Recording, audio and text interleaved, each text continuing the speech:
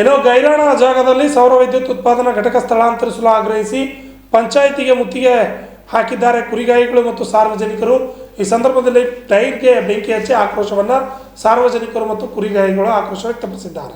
ಕಣದಾಳ ಗ್ರಾಮ ಸಂಗೊಳ್ಳಿ ರಾಯಣ್ಣ ಸರ್ಕಲ್ನಿಂದ ಕುರಿಗಾಯಿಗಳಿಂದ ಕುರಿ ಸಮೇತ ಧಿಕ್ಕಾರಕ್ಕೆ ಹೋಗುತ್ತಾ ಪ್ರತಿಭಟನೆ ಮಾಡಲಾಯಿತು. ಗ್ರಾಮ ಪಂಚಾಯತಿ ಎದುರು ದಿಢೀರ್ ಪ್ರತಿಭಟನೆ ಮಾಡಿ ಆಕ್ರೋಶ ಹೊರಹಾಕಿದರು. ಗೈರಾಣ ಜಾಗದಲ್ಲಿ PM ಕುಸುಮ ಯೋಜನೆಯನ್ನು ವಿದ್ಯುತ್ ಉತ್ಪಾದನಾ ಘಟಕ ನಿರ್ಮಿಸಲು ಮುಂದಾಗಿರುವ ಅಧಿಕಾರಿಗಳು ಸೌರ ವಿದ್ಯುತ್ ಉತ್ಪಾದನಾ ಘಟಕ ಸ್ಥಳಾಂತರ ಮಾಡುವಂತೆ ಆಗ್ರಹಿಸಿ ಮುತ್ತಿಗೆ ಹಾಕಿದರು. ಗ್ರಾಮದ ಸಂಗೊಳ್ಳಿ ರಾಯಣ್ಣ ಸರ್ಕಲ್ನಲ್ಲಿ ಟೈರ್ಗೆ ಬೆಂಕಿ ಹಚ್ಚಿ ಆಕ್ರೋಶ ವ್ಯಕ್ತಪಡಿಸಿದ್ದಾರೆ. ಸಾರ್ವಜನಿಕರಿಂದ ಗ್ರಾಮ ಪಂಚಾಯತಿ ಅಭಿವೃದ್ಧಿ ಅಧಿಕಾರಿಯವರ ಮುಖಾಂತರ ಜಿಲ್ಲಾಧಿಕಾರಿಗಳಿಗೆ ಮನವಿ ಪತ್ರವನ್ನು ಸಲ್ಲಿಸಿದ್ದಾರೆ. ಶಶಿಧರ್ ಕೊಕಣ್ಣ, ಆರ್ಜ32 ಕನ್ನಡ ನ್ಯೂಸ್, ಚಿಕ್ಕೋಡಿ. ನಾವು ಪ್ರತಿಭಟನೆಯನ್ನು ಪ್ರಾರಂಭ ಮಾಡಿದ್ದೆವು. ನಾವು ಶಾಂತ ರೀತಿಯಿಂದ ಪಂಚಾಯತಿವರೆಗೆ ಪ್ರತಿಭಟನೆ ಪ್ರಾರಂಭ ಮಾಡುತ್ತೇವೆ.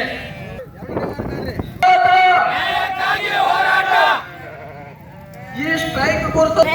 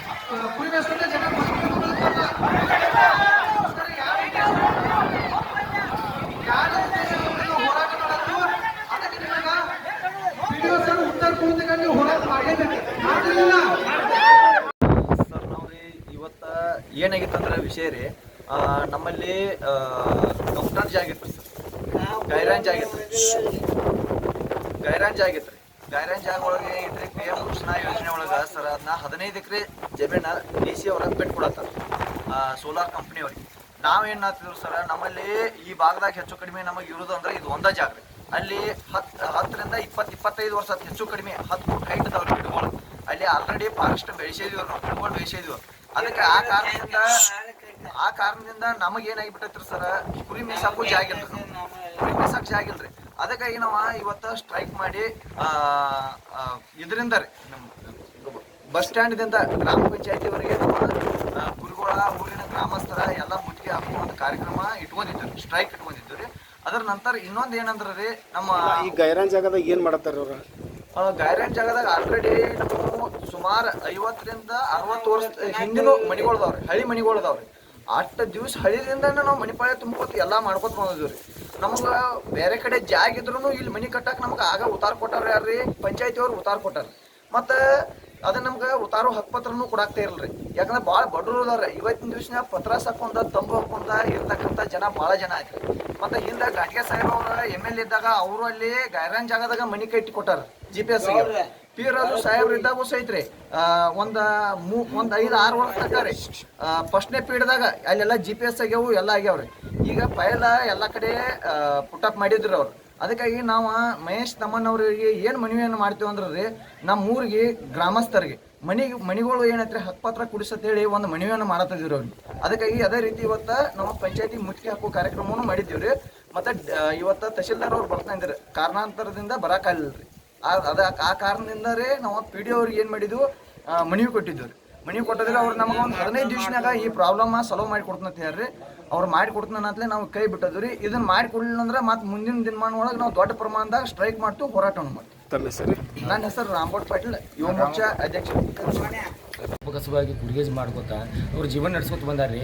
ಅಲ್ಲಿ ಈಗ ತಹಸೀಲ್ದಾರ್ ಸರ್ ಆದೇಶ ಆಗೈತಿದ್ದಾರೆ, PM ಕುಸುಬಾ ಯೋಜನೆಯಲ್ಲಿ 15 ಎಕರೆ ಲ್ಯಾಂಡನ್ನು ಬಿಟ್ಕೊಡೋಕೆ ಆದೇಶ ಆಗೈತ್ರಿ. ಅದರ ವಿರೋಧಿಸಿ ನಾವು ಸಂಗೊಳ್ಳಿ ರಾಯಣ್ಣ ಸರ್ಕಲ್ನಿಂದ ಪಂಚಾಯತಿವರಿಗೆ ಕುರಿಗಳು ಹಾಗೂ ಹಲವಾರು ಜನರು ಕುರಿಗಾಯಿಗಳನ್ನು ಕುರುಬ ಸಮಾಜದ ಹಾಲುಮತ ಸಮಾಜದವರೆಲ್ಲ ಕೂಡಿಕೊಂಡು ಹಾಗೂ ನಮ್ಮ ಊರಿನ ಗ್ರಾಮಸ್ಥರೆಲ್ಲ ಕೂಡಿಕೊಂಡು PDO ಸರ್ ಅವರಿಗೆ ಮನವಿ ಕೊಟ್ಟಿವ್ರಿ. ನಿನ್ನೆ ತಹಸೀಲ್ದಾರ್ ಸರ್ ಅವರಿಗೆ ಮನವಿ ಕೊಟ್ಟಿದ್ವಿ ಕುರಿಗಾಯಿಗಳು ಎಲ್ಲರೂ ಕೂಡಿಕೊಂಡು. ಅದೇ ರೀತಿಯಾಗಿ ಗ್ರಾಮ ಪಂಚಾಯಿತಿಯಿಂದ ಹಾಗೂ ಅರಣ್ಯ ಇಲಾಖೆಯಿಂದ 10 ವರ್ಷಗಳಿಂದ ಸಸಿಗಳನ್ನು ನೆಟ್ಟು ಇವತ್ತು ಬೃಹತಾಕಾರದ ಸಸಿಗಳಾಗಿ ಮಾರ್ಪಟ್ಟವ್ರಿ ಸರ್. ಸುಮಾರು 20-25 ಫೂಟ್ ಸಸಿಗಳಾಗ್ಯಾವ.